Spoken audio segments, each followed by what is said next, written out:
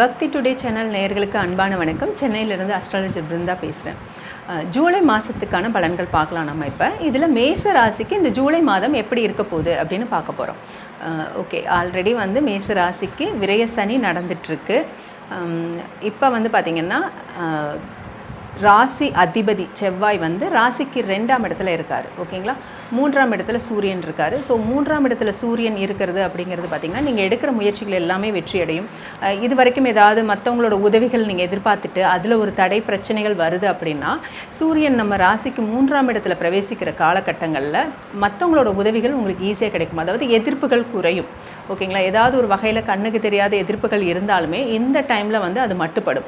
அப்போ நீங்கள் என்ன ஒரு புதிய முயற்சி எடுத்தீங்கனாலுமே அது உங்களுக்கு நல்ல ஒரு பலனை கொடுக்கும். ராசிக்கு 4ஆம் இடத்துல புதன், குரு, சுக்கிரன். குரு 4ஆம் இடத்துல இருக்கிறது அப்படிங்கிறது பார்த்திங்கன்னா, படிக்கிறவங்க கட்டாயம் கல்வி விஷயத்தில் ரொம்ப கவனமாக இருக்கணும்.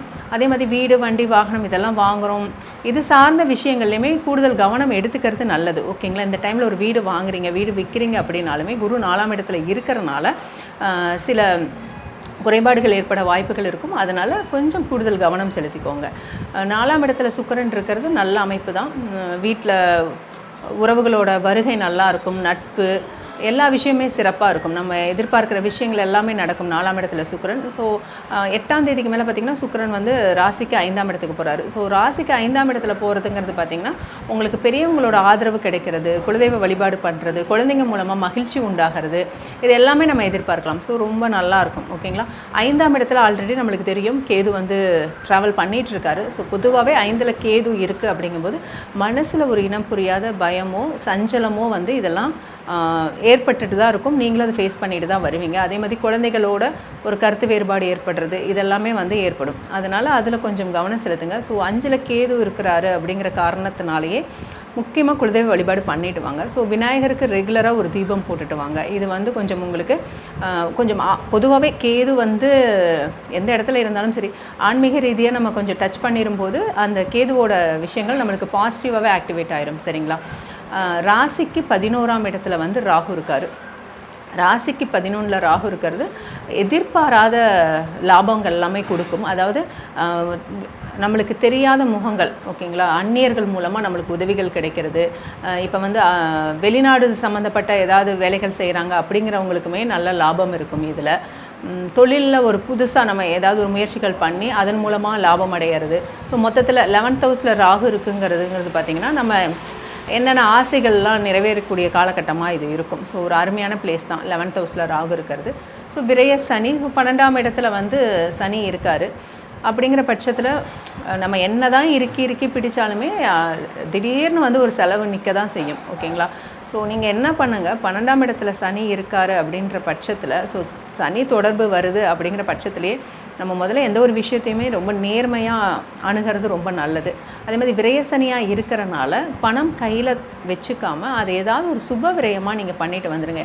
ஒரு வீடு கட்டுறது, திருமணம் பண்ணுறது, குழந்தைங்களோட படிப்பு விஷயம் பண்ணுறது, இல்லை ஒரு நல்ல ஆன்மீகம் பயணம் போயிட்டு வர்றது, இல்லை ரொம்ப சந்தோஷத்துக்காக நம்ம செலவு பண்ணுறது ரொம்ப நல்லது. ஓகேங்களா, அதே மாதிரி 12ஆம் இடத்துல சனி இருக்கிறாரு அப்படிங்கிற பட்சத்தில் ஹெல்த் விஷயத்துலையும் கொஞ்சம் கவனம் எடுத்துக்கோங்க. ட்ராவல் பண்ணுறதுல கவனமாக இருங்க. பொதுவாக 12th ஹவுஸில் சனி வரும்போது பார்த்திங்கன்னா வெளிநாடு சம்மந்தப்பட்ட விஷயங்களில் கொஞ்சம் பலன் கொடுக்கறதுக்கு வாய்ப்புகள் உண்டு. நம்ம பொதுவாகவே 7.5 நடக்குது அப்படிங்கும்போது நம்ம இருக்கிற இடத்த விட்டுட்டு வெளியில் இருக்கும்போது அதோட தாக்கங்கள் கட்டாயமாக குறைய ஆரம்பிக்கும். ஓகேங்களா, மற்றபடி பார்த்திங்கன்னா சொந்த தொழில் பண்ணுறவங்க ரொம்பவே கவனமாக இருக்கணும். இன்வெஸ்ட்மெண்ட்டில் 1க்கு 2 தடவை யோசித்து பண்ணுங்கள். பொதுவாக சொல்லுவாங்க இல்லைங்களா, 7.5 சனி நடக்கிற பட்சத்தில் திருமணம்ங்கிறது ஒரு பெரிய பிரச்சனைகள் கிடையாது. தாராளமாக திருமணம் நடக்கும், திருமணம் செய்யலாம், அருமையாகவே இருக்கும். ஆனால் தொழில் பண்ணுறவங்க மட்டும் பணத்தை இன்வெஸ்ட் பண்ணுறதுல கவனமாக இருங்க. அதே மாதிரி இப்போ புதுசாக நான் தொழில் ஸ்டார்ட் பண்ணுறேன் அப்படிங்கிறவங்க உங்கள் ஜாதகத்தில் தசா புத்தி நல்ல ஸ்ட்ராங்காக இருக்கா, நல்ல தசா புத்தி போகுதா அப்படிங்கிறத பார்த்துட்டு நீங்கள் தொழிலில் ஈடுபடுறது நல்லது. ஏன்னா பொதுவாக ஜென்மசனி நடக்கும்போது நம்ம தொழிலில் இன்வெஸ்ட்மெண்ட் பண்ணும்போது நம்மளுடைய சுய ஜாதகம் தசாபுத்தி நல்லா இருக்கிற பட்சத்தில் பிரச்சனைகள் இல்லை. உதாரணத்துக்கு இப்போ உங்களுக்கு ஆல்ரெடி 12th ஹவுஸில் கேது இருக்கிறார், உங்கள் ஜனனகால ஜாதகத்தில் கேது இருக்கார் அப்படிங்கிற பட்சத்தில் இப்போ அங்கே சனி வரும்போது என்ன ஆகும்னா, ஆல்ரெடி நம்ம தொழில் செஞ்சிட்ருக்கோம்னா அது ஏதாவது லாக் பண்ணுற மாதிரி ஆகும். இப்போ புதுசாக ஒரு தொழில் ஆரம்பிக்கிறோங்கும்போது அதுவுமே ஏதாவது வந்து பணம் போய் லாக் ஆகிற மாதிரி ஆகிடும். ஸோ கொஞ்சம் நல்லா கவனமாக யோசித்து இந்த தொழில் பண்ணுறதுல வந்து தொழில் பண்ணுறவங்க இதில் கொஞ்சம் கவனம் எடுத்துக்கலாம். மற்றபடி வேலைக்கு போகிறவங்க, ஒரு அடிமை தொழில் செய்கிறவங்க, இவங்களுக்கு வந்து பிரச்சனை கிடையாது, அது நல்லாவே இருக்கும். ஸோ ஓவரால் மேச ராசி என்ன பண்ணணும் அப்படின்னு பார்த்தீங்கன்னா, இந்த மாதம் வார்த்தைகளை பேசும்போது கவனமாக பேசுங்க, கோபத்தை குறைச்சிக்கோங்க, டென்ஷன் குறைச்சிக்கோங்க. அதே மாதிரி ஜூலை 17க்கு மேலே பார்த்திங்கன்னா சூரியன் 4ஆம் இடத்துக்கு போவார். ஸோ சூரியன் 4ஆம் இடத்துக்கு போகிறாருங்கிறது சுகஸ்தானம். அந்த இடத்துக்கு சூரியன் போகிறாருங்கிற பட்சத்தில் வந்து பார்த்திங்கன்னா கட்டாயம் நம்மளுக்கு தூக்கம், சாப்பாடு, இந்த மாதிரி விஷயங்கள், அதாவது அந்த சுகங்கள் எல்லாத்துலேயுமே கொஞ்சம் வந்து தடைகள் ஏற்படும். அதில் கொஞ்சம் கவனமாக இருங்க. ஆனால் 4ஆம் இடத்துக்கு சூரியன் போகிறதுங்கிறது பார்த்திங்கன்னா இப்போ ட்ராவல் மூலமாக நம்மளுக்கு லாபம் கிடைக்கிறது, ட்ராவல்ஸ் மூலமாக லாபம் கிடைக்கிறது, அம்மா வகையில் நம்மளுக்கு ஏதாவது ஒரு சப்போர்ட் கிடைக்கிறது, முக்கியமாக பண விஷயங்கள், அம்மா வகையில், மனைவி வகையில் சப்போர்ட் கிடைக்கிறதுக்கு நல்லாயிருக்கும். ஆனால் 4ஆம் இடம் சூரியன் பிரவேசிக்கிறாரு ஜூலை 17லேருந்து. அதனால் கொஞ்சம் ஹெல்த் விஷயத்தில் கவனமாக இருங்க, ஓகேங்களா?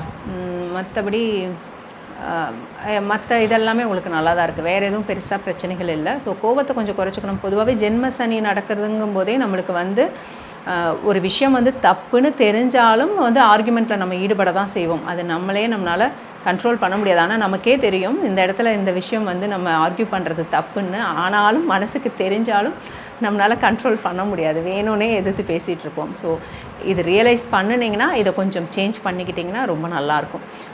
இதில் வந்து மேசராசியில் வந்து பார்த்திங்கன்னா அஸ்வினி நட்சத்திரத்தில் பிறந்தவங்க அஸ்வினி குமாரர்கள் வழிபாடு பண்ணுறது நல்லது. அதே மாதிரி குதிரை பிக்சர், அதாவது ரெட்டை குதிரை இருக்குது இல்லைங்களா, அந்த மாதிரி ஒரு பிக்சர் வந்து பார்த்துட்டு வாங்க, அதுவுமே ரொம்ப நல்லது.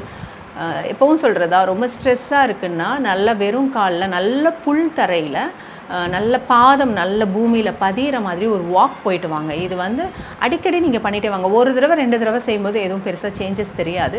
ஸோ நீங்கள் கொஞ்சம் அடிக்கடி இதை வந்து ஃபாலோ பண்ணிட்டு வரும்போது கட்டாயமாக உங்களுக்குள்ளார ஒரு நல்ல சேஞ்ச் தெரியும், ஓகேங்களா? ஸோ அஸ்வினி அப்படிங்கும்போதே உங்கள் கையால் மற்றவங்களுக்கு மெடிசன் கொடுக்கறதுமே ரொம்ப நல்லது. ஸோ அதுவுமே கொஞ்சம் கொஞ்சம் அப்பப்போ ஃபாலோ பண்ணிட்டு வாங்க. இதில் வந்து பரணி நட்சத்திரத்தில் பிறந்தவங்க கட்டாயம் ராகு காலத்தில் துர்க்கை வழிபாடு பண்ணுங்க. உங்களுக்கு ஏதாவது ஒரு பெரிய வேண்டுதல் இருக்குது, ஒரு விஷயம் சக்ஸஸ் ஆகணும் அப்படின்னாலுமே இந்த ராகு காலத்தில் நீங்கள் ஒரு மெடிடேஷன் பண்ணுறது, தீபம் போடுறது, இது எல்லாமே நல்லது. பொதுவாகவே ராகு காலம் அப்படிங்கிறதே பார்த்திங்கன்னா தெய்வ வழிபாட்டுக்கு உரியது தான். இந்த டைமில் மெடிடேஷன் பண்ணுறது நல்ல பலனை கொடுக்கும். கிருத்திகை நட்சத்திரத்தில் பிறந்தவங்க எப்பவும் சொல்கிறது தான், நீங்கள் வந்து எந்த இடத்துல யாகம் நடந்தாலும் யாகத்துக்கு தேவையான யாக பொருட்கள் உங்கள் சக்திக்கு என்ன உண்டானதோ அதை வாங்கி கொடுங்க. யாகத்துலேயும் கலந்துக்கோங்க, ரொம்ப நல்லது. உங்கள் ஜென்ம நட்சத்திரத்தை அன்னைக்கு திருவண்ணாமலைக்கு ஒரு முறை வந்து கிரிவலம் போயிட்டு வாங்க. ஸோ ஒரு நிறைய பிரச்சனைகள் நீங்கள் ஃபேஸ் பண்ணிட்டு இருக்கீங்க, வேலையில் நிறைய பிரச்சனை இருக்குது, எந்த பக்கம் பார்த்தாலும் ஏதோ லாக் ஆன மாதிரி இருக்குது அப்படின்னா ஒரு 3 பௌர்ணமிக்கு தொடர்ந்து நீங்கள் வந்து திருவண்ணாமலை வந்து கிரிவலம் போயிட்டு வரலாம். இல்லை உங்கள் ஜென்ம நட்சத்திர நாளில் போயிட்டு வரலாம். இல்லைங்க பௌர்ணமி அன்றைக்கி ரொம்ப கூட்டமாக இருக்குது அப்படின்னா திங்கக்கிழமை சூஸ் பண்ணி நீங்கள் போயிட்டு வரலாம். இல்லை சந்திரனோட நட்சத்திர நாட்கள்லையுமே நீங்கள் வந்து அங்கே போயிட்டு வரலாம், ஓகேங்களா? ஸோ கட்டாயம் இதெல்லாம் கொஞ்சம் ஃபாலோ பண்ணிவிட்டு வாங்க, உறுதியாக ரொம்ப நல்லாயிருக்கும். ஸோ கோபத்தை குறைச்சிக்கோங்க, ஹெல்த்துக்கு கொஞ்சம் இம்பார்ட்டன்ட் கொடுங்க.